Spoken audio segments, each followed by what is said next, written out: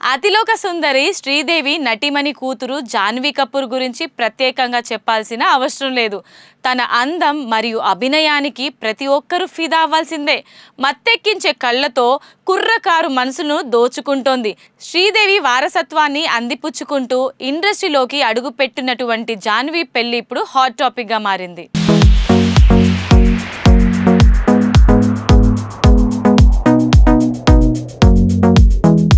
జాన్వీ కపూర్, శిఖర్ పహారియా కొంతకాలంగా సీరియస్ గా లవ్ లో ఉన్నట్లు బాలీవుడ్ మీడియాలో ప్రచారం సాగుతోన్న సంగతి తెలిసిందే. అందుకు తగ్గట్టు జంటగా చిక్కిన సందర్భాలు ఎన్నో.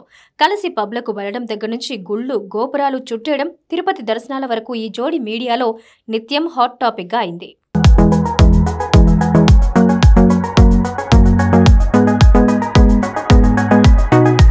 కరణ్ జోహర్ టాక్ షోలో సైతం శిఖర్ ప్రస్తావన రావటం, ఇటీవలి రిలీజ్ అయిన మైదాన్ షోకి షిఖు అనే లోగో ఉన్న చైన్ వేసుకోవడం వంటివి జాన్వీ ప్రేమని మరింత బహిర్గతం చేసినట్టయింది. దీంతో ఈ జంట వివాహానికి కూడా సిద్ధమవుతున్నట్టు ప్రచారం అంతకంతకు ఠారెత్తిపోతోంది. ఇటీవలే ఓ నెటిజన్లు జాన్వీ పెళ్లి తిరుపతిలో జరుగుతుందని, బంగారం రంగు చీర కట్టుకుందని, ఈ విషయాన్ని జాన్వీ స్వయంగా తనకు చెప్పినట్లు పోస్ట్ పెట్టాడు. అది నెట్టింట వైరల్ గా మారింది. జాన్వీపై ఉన్న ప్రచారానికి తోడుగా ఇది మరింత బలంగా మారింది.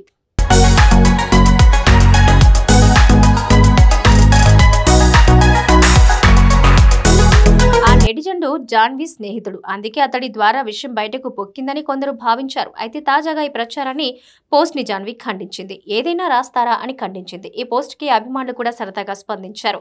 మీకు కూడా తెలియకుండా మీ పెళ్లి చేసేస్తున్నారు అంటూ ఒకరు పోస్ట్ చేయగా, ఆ విషయం చెప్పింది మీ స్నేహితుడు కాదా అంటూ మరొకరు కమెంట్ చేశారు. మీరు పెళ్లి చేసుకునే వరకు ఎవరు ప్రశాంతంగా ఉండేలా లేరు అంటూ పోస్టులు వైరల్ అవుతున్నాయి. శిఖర్ పహారియా ఇండస్ట్రీకి చెందిన వ్యక్తి కాదు. అతను ఒక ప్రొఫెషనల్ బిజినెస్ మ్యాన్. ముంబైకి చెందిన వ్యాపారవేత్తలు సంజయ్ పహారియా మరియు స్మృతి షిండే దంపతులకు జన్మించారు. శిఖర్ తాత మహారాష్ట్ర మాజీ ముఖ్యమంత్రి సుశీల్ కుమార్ షిండే అన్న సంగతి తెలిసిందే.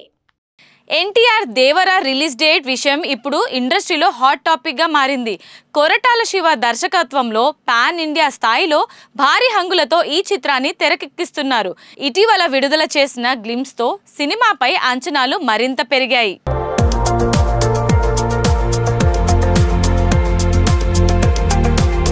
జూనియర్ ఎన్టీఆర్ దేవర అధికారిక విడుదల తేదీ అక్టోబర్ 10లో ఎలాంటి మార్పు లేదు. కానీ అంతర్గతంగా జరుగుతున్న కొన్ని చర్చలు కీలక పరిణామాలకు దారితీయొచ్చని సమాచారం.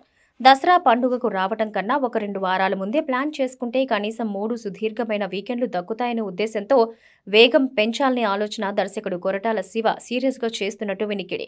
ఒకవేళ ఇలా జరిగిన పక్షంలో సెప్టెంబర్ 27 బెస్ట్ ఆప్షన్ అవుతుంది. అయితే అదే డేట్కి పవన్ కళ్యాణ్ ఓజీని నిర్మాత డివివి దానయ్య ఎప్పుడో అనౌన్స్ చేయటం ఇక్కడ మర్చిపోకూడదు. కానీ ప్రాక్టికల్గా ఆలోచిస్తే ఓజీ చెప్పిన మాటకు కట్టుబడి సూచనలు తగ్గిపోతున్నాయి.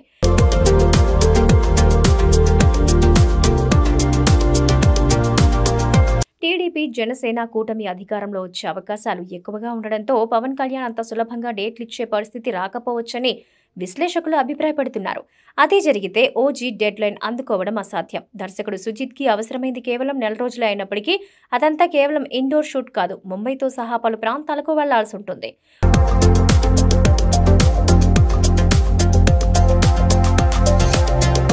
ఒత్తిడి చేయటం వల్ల పోస్ట్ ప్రొడక్షన్ క్వాలిటీ దెబ్బతినే ప్రమాదం ఉంది. ఇది తెలిసే హరిహర వీరమల్లు పార్ట్ 1 రిలీజ్ ని ఏఎం రత్నం 2024లో ఫిక్స్ అయ్యారని మరో టాక్ వినిపిస్తోంది. ఈ లెక్కన దేవర ముందు జాగ్రత్తగా సెప్టెంబర్ చివరి వారంలోనే వచ్చేలా చేసుకోవటం వల్ల చాలా ప్రయోజనాలుంటాయి. సూర్య, కంగువ అక్టోబర్లో వచ్చే సూచనలు ఉన్నాయి. కనుక పాన్ ఇండియా కోణంలో 2 సినిమాలు పరస్పరం దెబ్బతినకుండా చూసుకోవచ్చు. ఇంకా ఏది నిర్ధారణ కాకపోయినా అంతర్గతంగా జరుగుతున్న పరిణామాలు దీన్నే స్పష్టం చేస్తున్నాయి. పైగా నార్త్లోనూ కాంపిటీషన్ లేకుండా చూసుకోవడం ముఖ్యం కాబట్టి దేవర నిర్ణయం మారడానికి కొట్టిపారేలే.